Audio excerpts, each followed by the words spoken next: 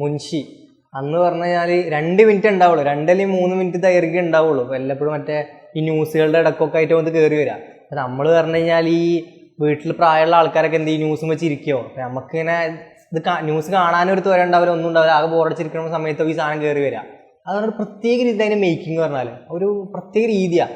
ബാക്കിയുള്ള നമ്മൾ കാണുന്ന പോലെ ഒരു പ്രത്യേക രീതിയിലുള്ള മേക്കിംഗ്, ഒരേ ഒരു ക്യാമറയിൽ കട്ട് ചെയ്യാണ്ട് അങ്ങനെ തന്നെ പോയിട്ട് എടുക്കുന്ന ഒരു നാടക രൂപത്തിൽ എടുക്കുന്ന സംഭവം. അതിൽ കുറേ ക്യാരക്ടേഴ്സ് ഉണ്ട്, മൊട്ട, സഖാവ്, ഹാജിയാർ, പിന്നെ ഒരു ചെറിയ ചെക്കൻ പഴംപൊരിയൊക്കെ വെച്ചിട്ടുള്ള ചെക്കനുണ്ട്. അതേപോലെ തന്നെ മറ്റേ കോഴീനെ പിടിച്ച് നടക്കുന്ന മെയിനായിട്ടുള്ള ആള്, പിന്നെ തിരുമേനി, പിന്നെ പ്രസിഡന്റ്, പിന്നെ അതേപോലെ തന്നെ അങ്ങനെ കുറേ ക്യാരക്ടേഴ്സ് ഉണ്ട് അതിൽ.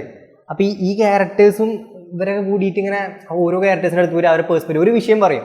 ഇന്നത്തെ കാലത്ത് റെലവൻ്റ്, അന്നത്തെ കാലത്ത് ഉണ്ടാവുന്ന കണ്ടംപററി ആയിട്ടുള്ള വിഷയം പറയും. ആ വിഷയത്തിൽ നിന്ന് ഒരാൾ സംസാരിക്കും, അടുത്ത ആൾ സംസാരിക്കും, അങ്ങനെ എന്നിട്ട് എല്ലാം കഴിഞ്ഞിട്ട്, അതാണ് ഹൈലൈറ്റ്, എല്ലാം കഴിഞ്ഞിട്ട് അവസാനം ആ മെയിൻ ആളുടെ മുൻഷി പറഞ്ഞ ആൾ, അയാളുടെ ഒരു പഴഞ്ചൊല്ല അല്ലെ അയാളുടെ ഒരു എന്താണ് ഒരു സംഭവം, ഒരു ഡയലോഗ് ഉണ്ടാവും, അതിൽ കൂടെ അത് തീരും. പക്ഷെ പിന്നെ ഒരു കോഴി കൂടുതൽ സൗണ്ട് അവസാനം ഹൈലൈറ്റ്. അങ്ങനെ ഒരു താളത്തിൽ പോണ ഒരു എപ്പിസോഡ്, ഒരു സംഭവം.